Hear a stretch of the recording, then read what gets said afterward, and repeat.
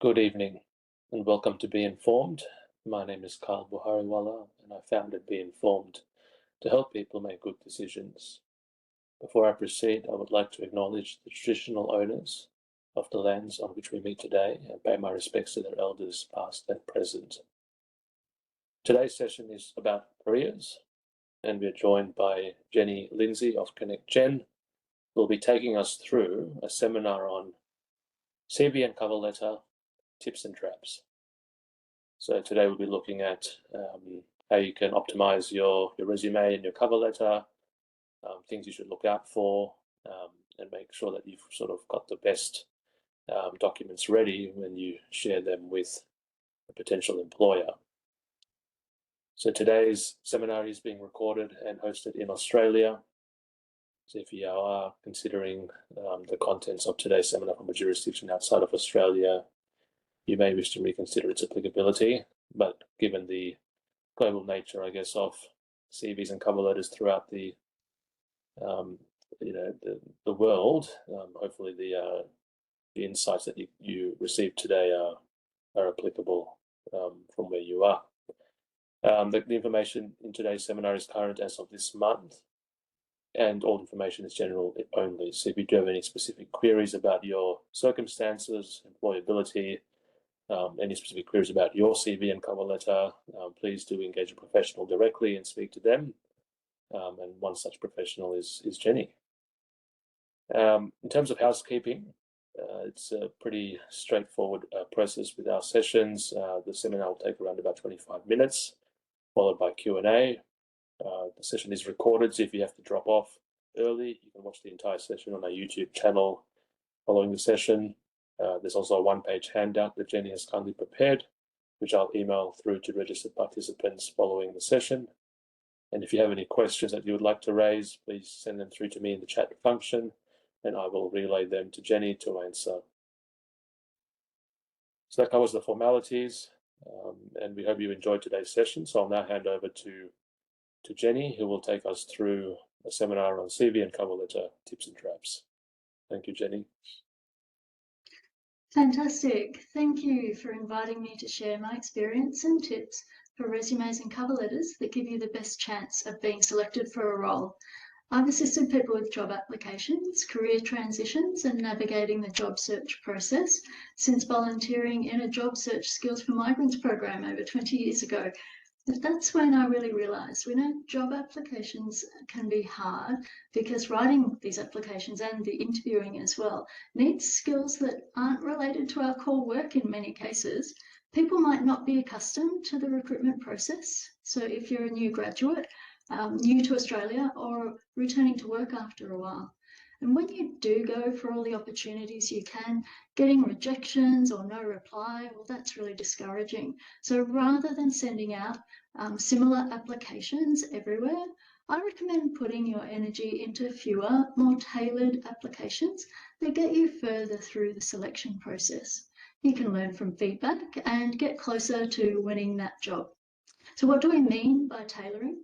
Well, it's really thinking carefully about the role requirements and using your application to highlight how your strengths are valuable to that particular employer.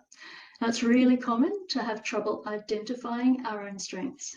As much as I help others with this, for job applications and also for business owners to describe the benefits of their services to attract clients, I also need to call on an objective friend or colleague to help me with mine. I'll be sharing a few tips about the ways you can tailor your application to create a strong impression. So let's look at resumes first up. If we could have the first slide, please. Fabulous. So for today, resume means the same as a CV. I'll use either term. And there are expected or recommended sections that I encourage you to include.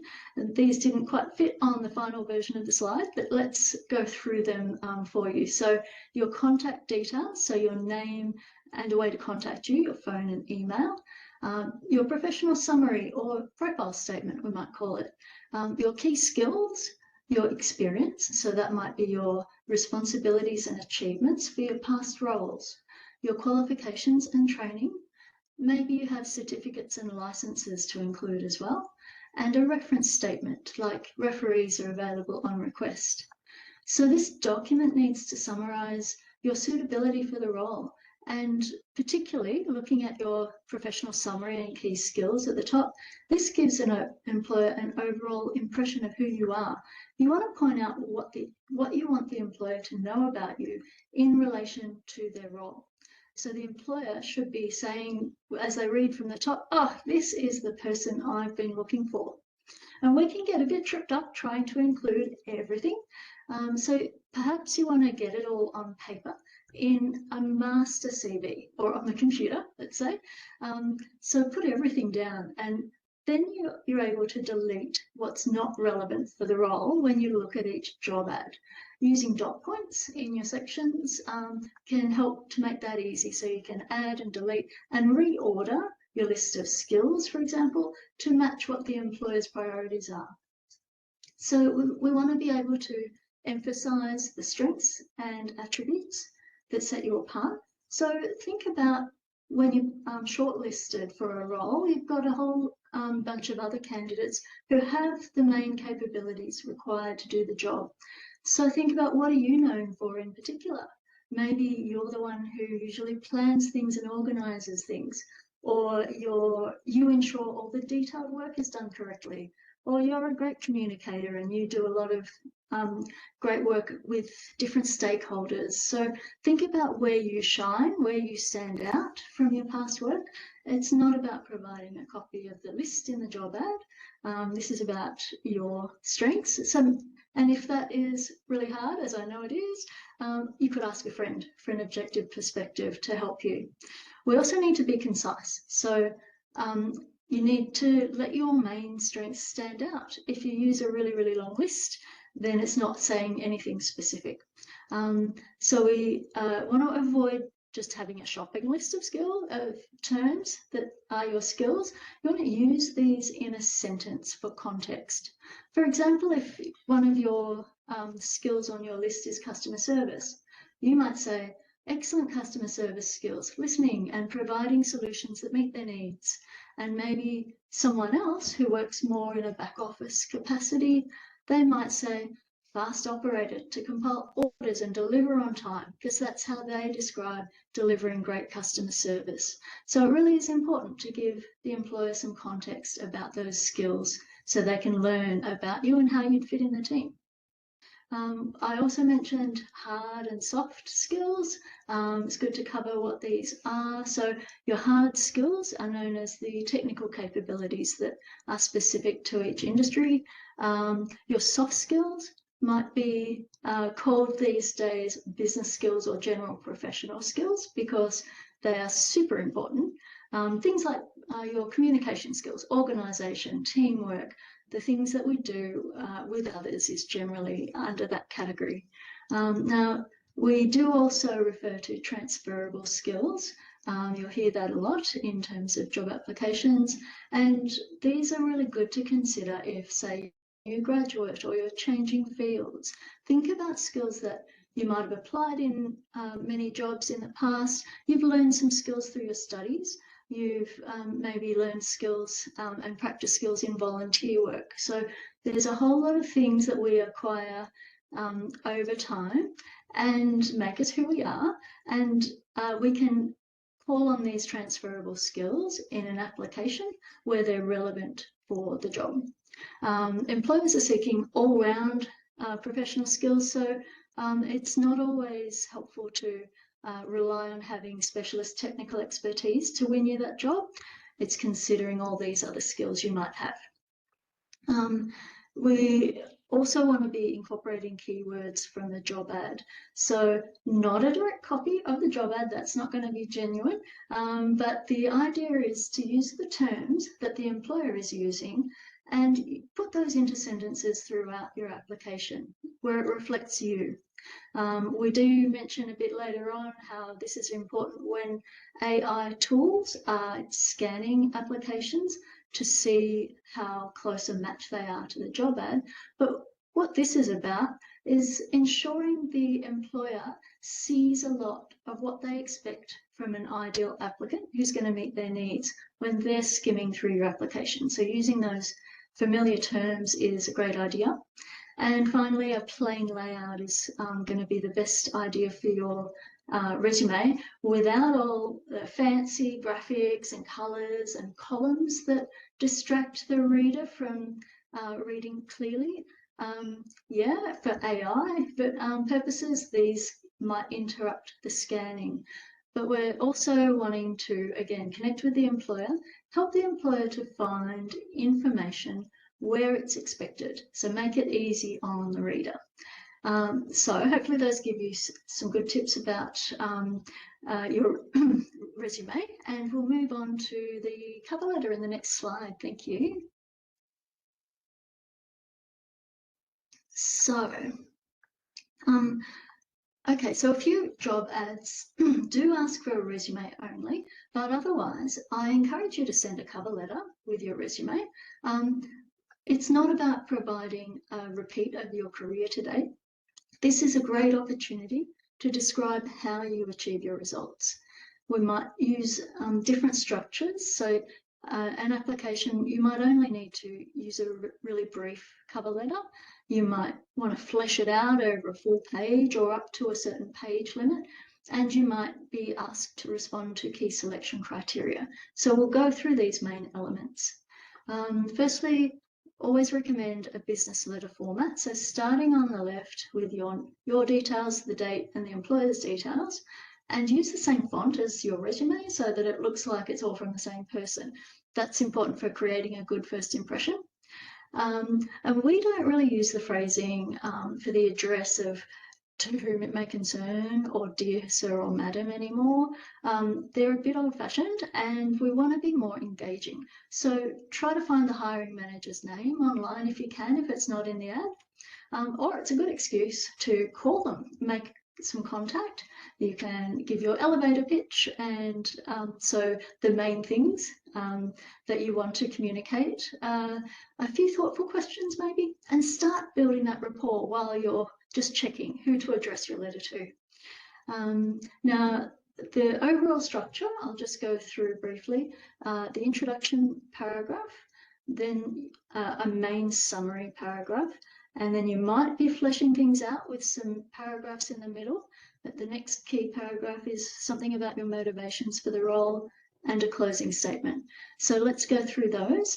The energetic introduction, it's when you're saying, I'm excited to apply for the role of whatever. You want to mention maybe your qualifications, years of experience, main skills and strengths that make you an ideal candidate.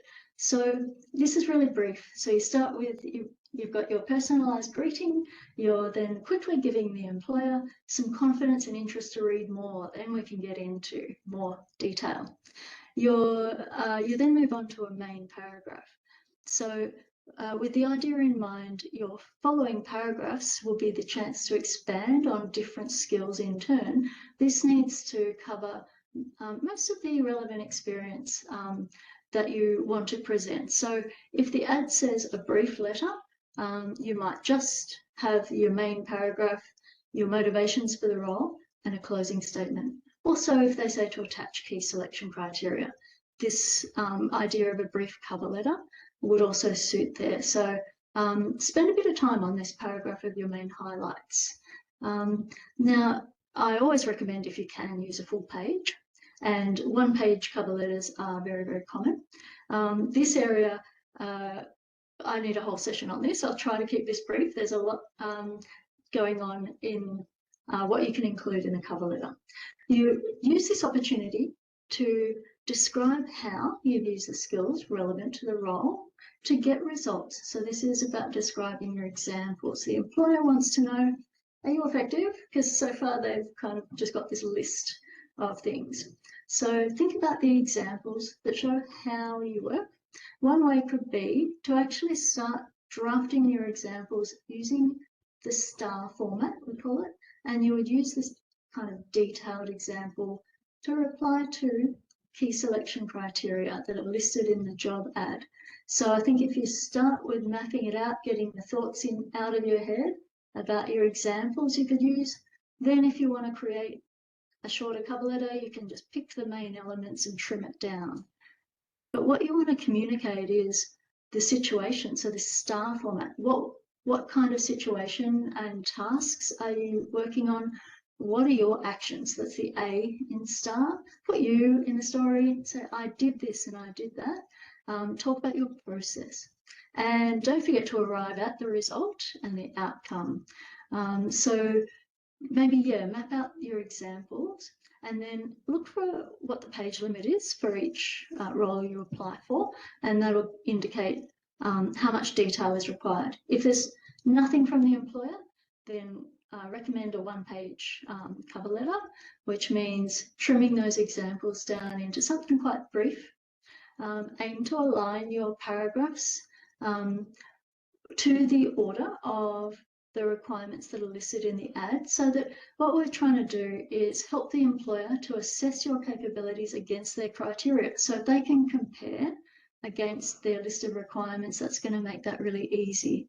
I actually think the formal key selection criteria, so if you see a list in the job ad that's selection criteria and there are points listed, that makes it really straightforward.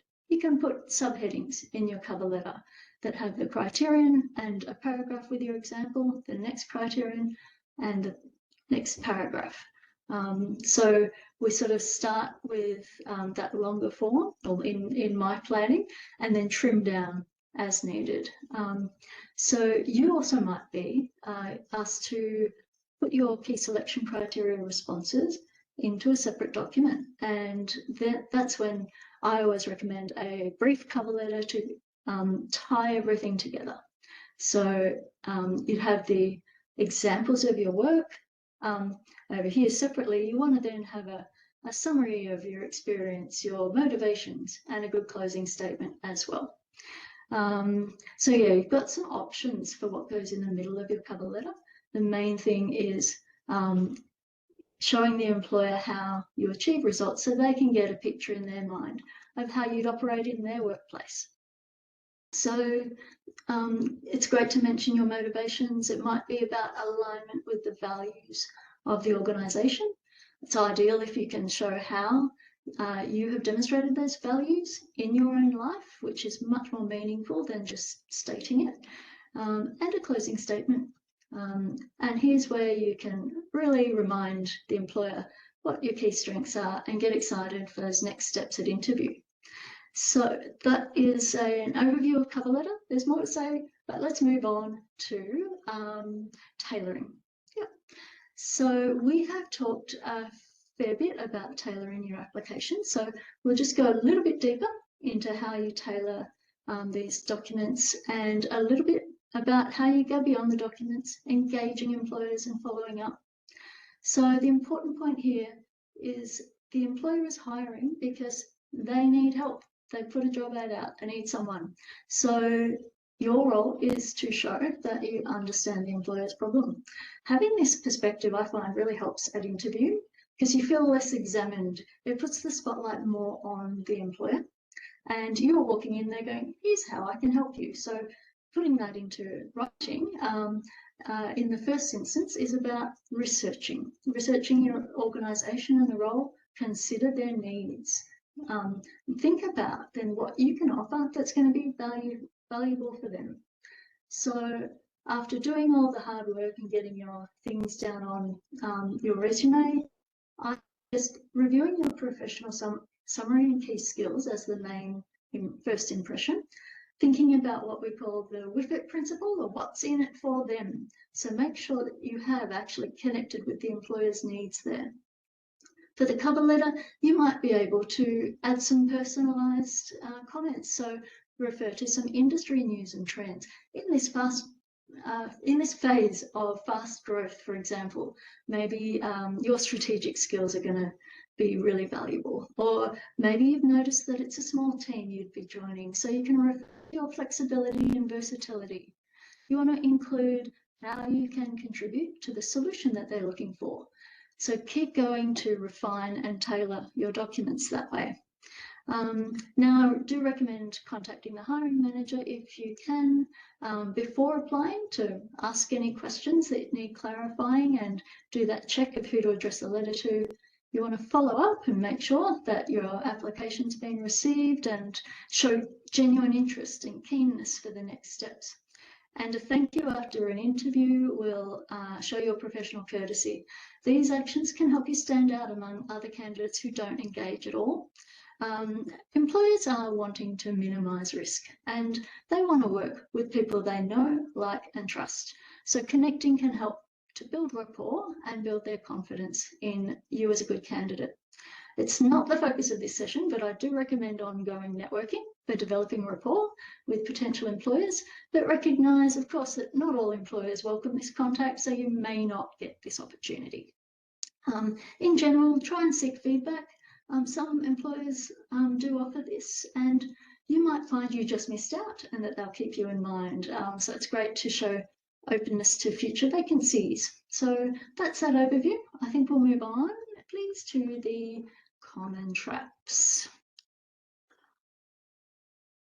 So these are just some of the things that I often see, especially with applicants unfamiliar with recruitment processes.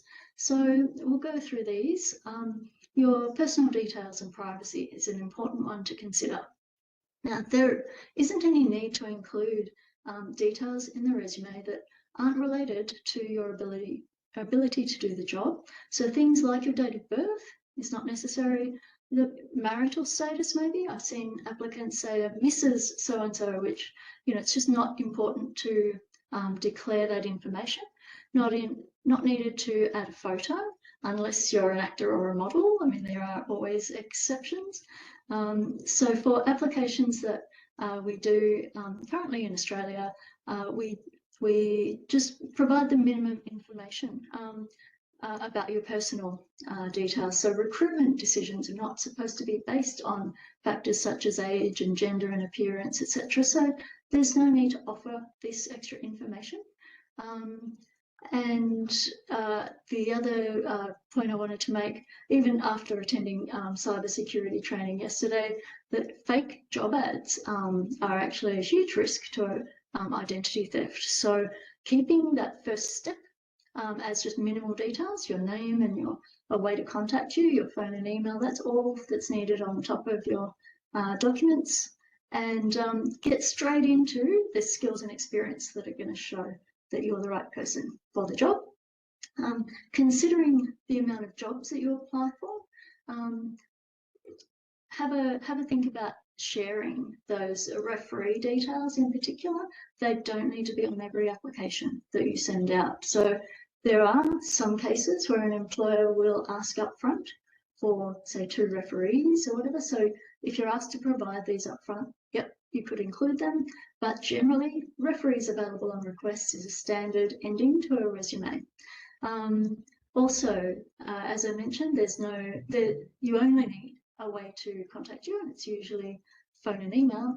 So your home address is definitely not required. And I know, I think in old style resumes, people used to put this on. It may be beneficial to include your suburb to show that you're local, and that's fine. But yeah, be mindful of providing too much detail. Acknowledging gaps. So this one's interesting, and I have this question a lot, what to put in when there have been gaps in your employment history. So again, no details are required. You could write career break and the dates, and that acknowledges that there was something, you've acknowledged that date period so that your resume is in chronological order. It can be positive to talk about volunteer work or training that you did in that period.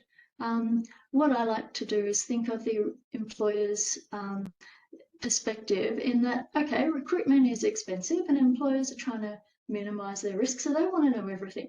They want to know how you occupied your time. Did you show initiative in your career? That kind of thing. And so, you can, you don't have to, it's not a question of what were you doing and feeling compelled to write a lot of personal details. You can be as brief as you like, but just note, employers may ask you lots of questions at the interview if you've written nothing. So it can be useful to just head that off in your resume. Emphasize your skills and experience more so that, they're more impressive and the breaks are less noticeable on the document. Okay, so is your resume easy to skim? Again, we refer to design. If it's got lots of distracting graphics and the columns that take longer for a reader to read up and down, so keep your resume plain. The language being really complicated and jargony can also be really difficult for an employer to skim resumes quickly, or cover letters for that matter. Explain your acronyms, use everyday language if you can, use bullet points that are easy to skim. And proofreading is very important. I think one aspect people don't realise is a reader can just stumble over those spelling and grammar errors while they're trying to get the meaning. And also we know it does create a poor impression, so we want to show that we're paying attention to detail. Are you using your cover letter effectively? I've mentioned this before. Your cover letter is not just a repetition of what's in your resume. This is an awesome opportunity to add more, add some depth, add some descriptions of how you work, how do you achieve your results. So give some context of how you apply the skills that are in the areas that are important to the job the employer needs to get done. And also, this one's a biggie, underselling yourself. We don't like to blow our own trumpet is a phrase that I hear a lot. So, but really, when you're applying for jobs, it's not a time to be shy. You need to work at being your own advocate. Truthfully recognise your achievements. It can mean using less of we in terms of teamwork. We did this and we worked on this project and we achieved this. Think about what your individual contribution was and talk about I. Put yourself in the story with confident language. Some ways to be more confident, proactive in your descriptions. Are you saying a lot of assisted and helped here? Maybe really think about what that contribution was and talk about what you contributed. And maybe it turns out you say, I led or I implemented, once you have a think about it. Familiar with and having knowledge of comes up a lot. Maybe that means you're proficient in, or you have advanced skills in, or applied skills in. Really get quite specific about that level of mastery you have. And my favourite, when a lot of people talk about I was responsible for, it doesn't really define about whether they did it in the end, or they're saying I had to do. We can kind of remove that language. Instead of responsible for managing, say I managed. That's shorter and it has a lot more impact. So really look for these areas in your documents where you're sitting back and you're not putting forward all these great accomplishments that you've made. Again, might be time to call on a friend to get you out of your own head and give you an objective perspective on this. And don't forget as well to add those achievements. We're not all just about doing the task. Think about what were the highlights, but also using achievements from your work history that are relevant to the employer's work context when you're applying. Use those situations that are most relevant to the job. And that will really reflect why your skills and your high achievements will matter to the employer. So thank you for that. We will be on the home stretch. AI is our last slide, and I have covered a lot of this already, which is very handy. So AI is commonly used in large companies with their bulk recruitment processes when they're processing hundreds of candidates or more. Automation makes things faster for the employer. They might use it for resume screening, scheduling of interviews where you get those impersonal emails and things. We just need to go along with it for now, embrace the chatbot. There's also online testing being done. So in terms of your documents, we've already mentioned plain layout and avoiding those avoiding the formatting features that might affect scanning. When you're using a lot of sort of cluttered layouts, it's going to interrupt the scanner. So from what I have read as well, that AI scanners are very much, as I mentioned, human reading. They're looking for information in where it's expected. So using a logical order to those sections that are recommended in your resume is going to make your documents more competitive. So your keywords as well, really important to be using the same terms and wording as you see in the job ad. There is commonly, and has been for a very long time, commonly in place an automatic keyword scan, I guess, that checks the comparison to the job ad and can rank applicants based on best match. Now, a perfect match, that's bad. That will be unrealistic. So the technique I mentioned, using those keywords and terms in your own sentences so they're present in your documents, but not an exact match to the ad. And by all means, use your AI tools, ChatGPT or your favorite flavor of AI tool to help with your draft. I mean, we get blank page blocking us from writing all the time. But I do urge you to adopt your own language. Adapt to your own words, because when things are, we call it overly sophisticated, when it's got a lot of jargon, as I've noticed a lot of the AI output can be, it's actually really hard for a human reader to digest it. And recruiters can actually start to notice forms of words just repeating application after application, so it's clear when you've used it. What I suggest is try reading your documents aloud. Is this how you would describe yourself to a person standing in front of you? And if you're stumbling over the words and finding it hard to read, then that's time to start reviewing and changing the wording around to something more likely to come from you. So if you're cringing right now about having directly used AI in your applications, please don't be hard on yourself.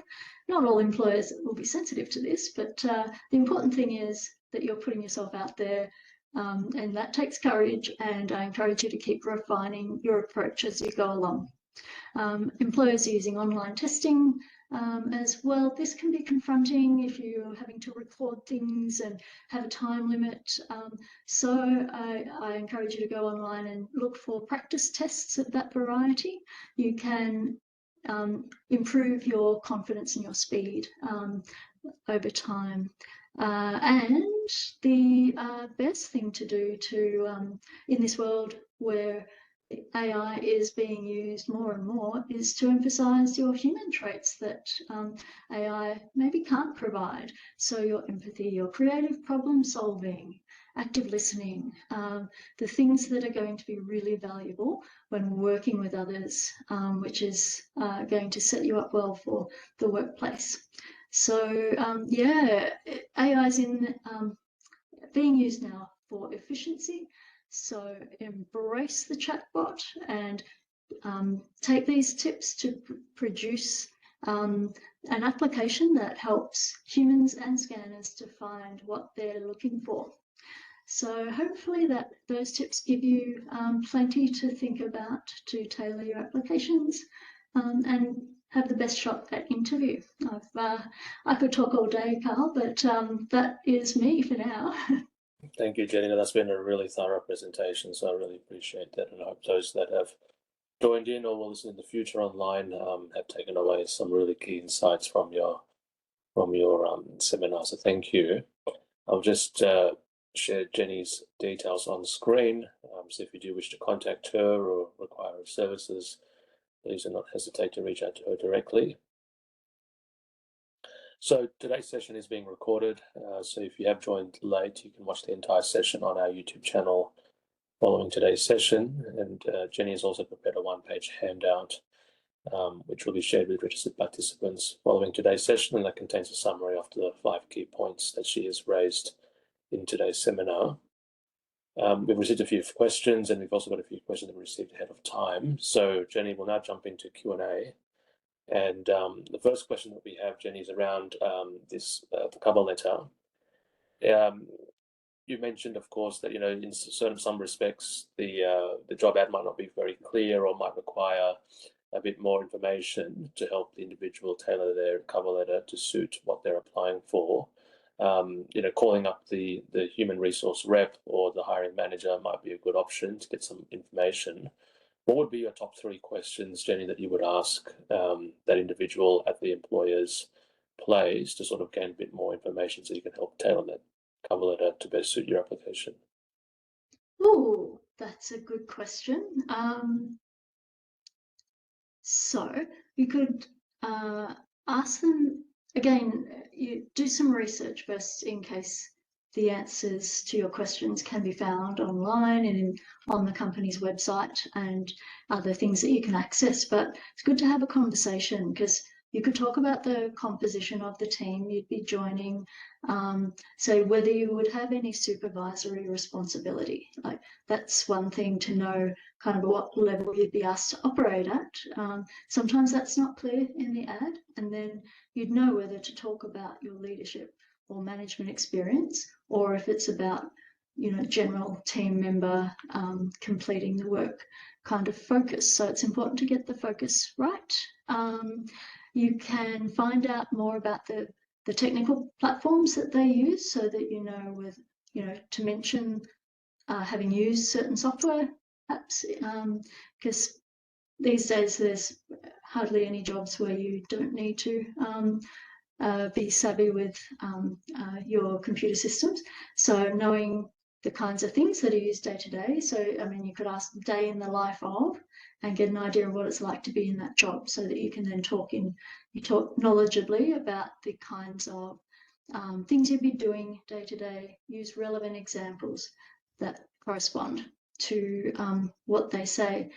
I think one of the main things that would be insightful would be to ask them what they see as the key challenge for the role. So that could be really interesting to help you to put the right emphasis on what you're describing about yourself and your work experience and the kinds of problems that you've solved in the past. Are they going to resonate for the employer? Yeah, you put me on the spot there, but hopefully those are a few different aspects. Yeah, beautiful. Thanks, Jenny. And another person has asked a question about, as we all know, in today's age, of course, all job applications are online, and you have to go through the flow and the process. This individual's asked, what recent application they submitted. The questions that they were asked were sort of very similar to the points that they'd raised in their cover letter. What sort of tips could you provide to that individual to help them make it clear to the employer that they're applying for, they're not just regurgitating what was in the cover letter? Is there a way to sort of reframe the same point? Because a lot of the stuff you would already cover in your cover letter, right? So how can you go about sort of answering the questions that talk about motivations, that talk about your skills and your strengths and all that, without sort of being seen to be repeating what's in your cover letter? So do you have any thoughts about that, Jenny? Oh, interesting. So this is like a screening interview after you've submitted it. Okay.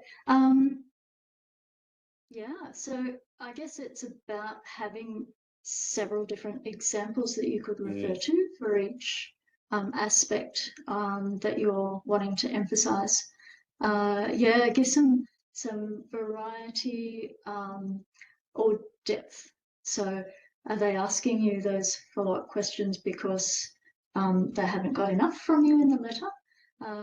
And if it was a one-page cover letter, it's very hard to give depth. So that might be the key, is you use slightly different terms, but you can use the same situation, the same scenario, just present more context, more detail,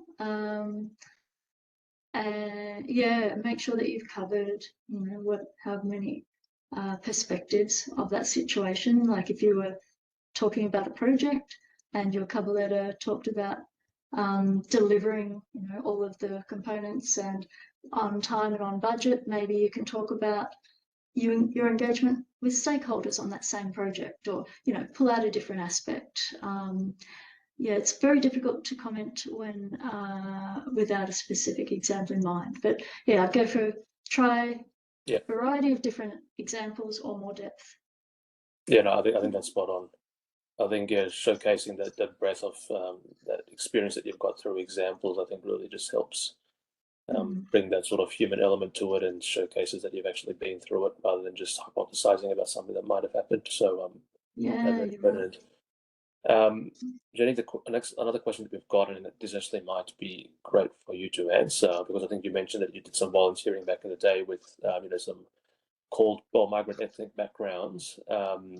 Jenny, this individual, I guess, might not have English as their first language. What sort of tips do you have for these individuals when they're articulating their experience, skills, etc., through the resume and the cover letter, but might not be able to eloquently explain that in their own words? With, of course, forget using AI and other tools, which can help to sort of finesse the wording. But what sort of tips do you have for them to articulate some of their capabilities and all that when English is not their first language? Yes, I think speaking to someone is going to be the most helpful. You're right. It's very hard to use AI tools when you're not clear on what you need to input to get the right output. So yeah, it might be better to speak to a specialist employment services person to draw that out, and that's something that I do in my one-to-one client work, and I also am part of a team working with Fitted for Work. I think I mentioned that to you earlier, that I would mention that there are services who provide that kind of assistance. We talk through your experience and help you to articulate that in words. So a friend or experienced person or an employment service, whether you're a registered job seeker or can access any of the services that you might encounter online, via an online search, and make an appointment. And yeah, there are a few organisations that can support you. So I feel like having a discussion is useful. So yeah, and if you have got your draft together, yeah, have someone proofread it. Like, it really is important for the grammar to be clear, I guess, so that you can make it to the next stage. I think when you're having an interview and a discussion thing, meaning is a lot easier to it's a lot easier to gain the meaning of a conversation in an interview. But that job application, to get your foot in the door, get someone to help proofread it for you so that you get past that first stage to make a good impression. Yeah. Yeah. Jenny, there's a question that we've got from potentially, I think, a university student who has asked the question about the fact that, of course, as a uni student, they've probably got very limited experience or have done a few, jobs in the past, might have done a bit of side hustling and, a bit of volunteering work and all that sort of stuff. In terms of sort of raising any sort of, extracurricular activities that they've done, whether that be participating in, university clubs or volunteering or, doing, tutoring and all the other activities which a university student typically does. Are those useful to call out in a resume? What are your thoughts on that? And how best can they sort of extrapolate, I guess, the skills that they've learned from those extracurricular activities? Yes. Yeah. So if there's been any paid work, that would be the basic structure, to list those jobs as your work experience, and then volunteering or student placement or whatever could be fed in, in date order, and put the position title and volunteer in brackets. So it can just be a role among other paid work. And if you're straight out of uni, then and I have seen resumes that are only student placement or volunteering. But think about the position title that would make the most sense to describe that work, and it will make the most sense for the employer, the reader, to read and get a sense of what role you were doing.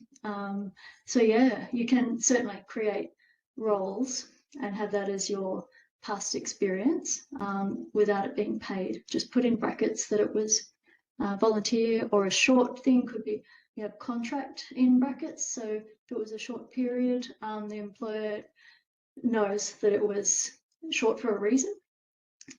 You can create your experience like that and list the responsibilities that you had in that position and your achievements as relevant to the role. If you did a lot of things that were community focused and completely not relevant, or a sports club or whatever, where none of that could be relevant, you might have a section in your resume for volunteering and briefly list those things. That shows your all-round personality and things like that. So for volunteering roles, where you were doing a role, that's important to mention.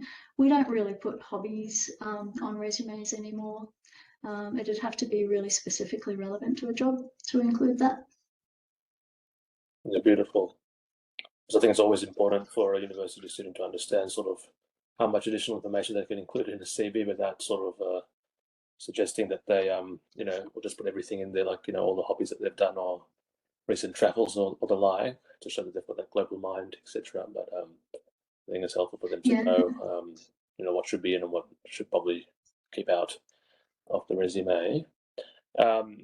Jenny, the next question that we have is, I guess, around, we talked about tailoring your application and making sure that, of course, it suits the role that you're applying for, and actually, doing that research and engaging with, the company if you have any further questions. What's your view, Jenny? And this has come from a few people, so I've just condensed this question into one. What's your view on sort of the overselling, right, or showing too much interest? Because I've seen, like, even in my sort of other, roles that I do, mentor a few students at universities as well on similar topics like this. Sometimes I see them just going a bit too much by putting information that they've probably just researched about an article that potentially, the team that might be joining has put out online or whatnot. Is there a sort of, I guess, a happy medium, Jenny, with researching the company and all the information that you want to get, and then not over sort of sharing that too much in your cover letter or in your application? What's the sort of view on that? Yes, so it's that's so interesting about overselling. Can be subjective. I guess everything needs to be backed up with your experience. And remember, if you do get selected for an interview, and you've made things up, drawn too many conclusions, then that will be discovered. I guess the research helps you to identify which areas of your experience are the most important to highlight. I guess you're learning about that problem that the employer has that they need to solve. So I feel like the research is more about context rather than padding out any documents with information. We don't need a lot of information, and don't need a lot of extra information to go along with your examples of your work. And for example, I do see people writing in their cover letter, my values align with the organisation's mission of, and they'll repeat the mission, and I'm saying, no, don't use the valuable space in your resume or cover letter on the employer's stuff. Keep it focused to your examples. If there's a way that you could add context, my work on whatever project, was in a similar vein to this, and you can. I'm terrible at coming up with things on the spot, aren't I? But if you can draw a connection of your experience and your example to something that is important to the employer, Yeah, briefly, the most space has to be for your experience, your skills, your strengths. Yeah, don't add extra news around the margins unless it's tying in Mm. to something you say about yourself. Spot on. I think that's just perfect. I think just drawing it back to your experience, not regurgitating what they already know. Like, don't tell them their values, and just linking it back to how that's sort of going to put your application in the best possible light. So that's very wise words, Jenny. And just mindful of time, we'll look at the final question now. A bit not directly on point, Jenny, but keen to get your thoughts. This individual has asked, look, sometimes there are not enough job applications that this person probably would be able to apply for. Cold calling employers well, employers, I mean by businesses, and seeing whether or not they've got some roles available. Are there any sort of tips that you could just share with this individual who's currently online, just around the fact that, what can they sort of say when they do that cold call? Is there any sort of suggestions that you might have for that individual when they're doing that type of activity to find and seek a job role that Mm, might be suitable for them? interesting, yeah. So, I mean, there is a technique I've worked with clients to do, and that's to have a look at, maybe 10 companies you might like to work for. And we work on a cover letter that's going to, as I mentioned, address the problems that we perceive we could be useful for in their work environment. And then you have like a form, main structure of a cover letter, but then you want to then tailor it to each company. So you find out who the hiring manager would be for the role that you're interested in filling, or the work unit you'd like to join. And I think I would. So I'm trying to reflect on the process that I've worked with someone for. So jotting down a few of the questions, like I was saying before, the kinds of things that you would like to know that would help you to frame an approach to them. So you might ask a few questions, introduce that you're interested in joining their team, and if they have some time to speak to you, that's first, because otherwise you start talking over them and that's not a great impression. But some employers are going to be interested in hearing you out. You're giving that initial, we call it an elevator pitch. Let them know why they should listen to you. So, I've got XYZ great skills to contribute to your team, and I'd like to discuss some opportunities, see if you can get their interest, and then be saying that I'll send you my resume to have a look over, and have really, really short conversation. You want to let them receive your resume, have a think about it, and then maybe set up a longer meeting. So some employers are open to that.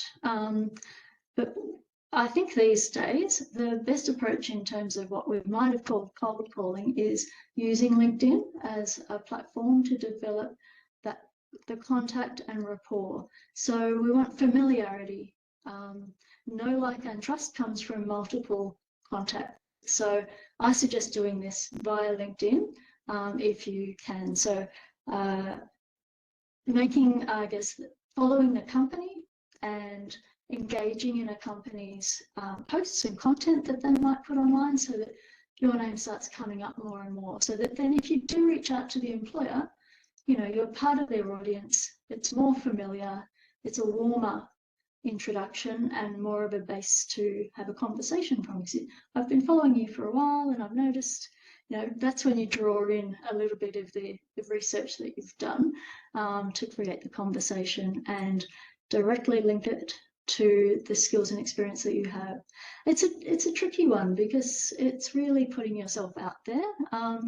But yeah, I think warming people up, having that build up of rapport is a really good approach. You can achieve cold calling. It's not going to be cold because you're going to have a little bit of a warm up conversation. You'll have done your research, you'll have tailored your cover letter approach, and then that's an opening for a longer conversation. Don't try and do it all cold. Warm them up first. Hopefully that helps. Uh, It better to talk about individual situation and give specific advice, but that would be a general approach. Beautiful. I think we could also benefit from warming up today. I think in Melbourne it's a very cold day, so definitely wise words around that in both respects. And I think a warm sort of lead into that discussion would definitely benefit the applicant. So thank you so much, Jenny, for your seminar and answering those questions. I'll just share Jenny's details on screen again, so if you do wish to contact her and engage with any of her services, her details are on screen. That brings us now to the end of today's session. Thank you for joining. As a reminder, this session is being recorded, so if you have joined late, had to leave early, you can watch the entire session on our YouTube channel. And there's a one-page handout that I'll be emailing through to registered participants following today's session. And please do share, be informed with others if you have found this session useful. We have a lot of other sessions coming up that's available on our Eventbrite page. And you can view all past sessions on our YouTube channel at your leisure. So thank you, Jenny, and everyone have a good night, and bye for now. Thanks so much.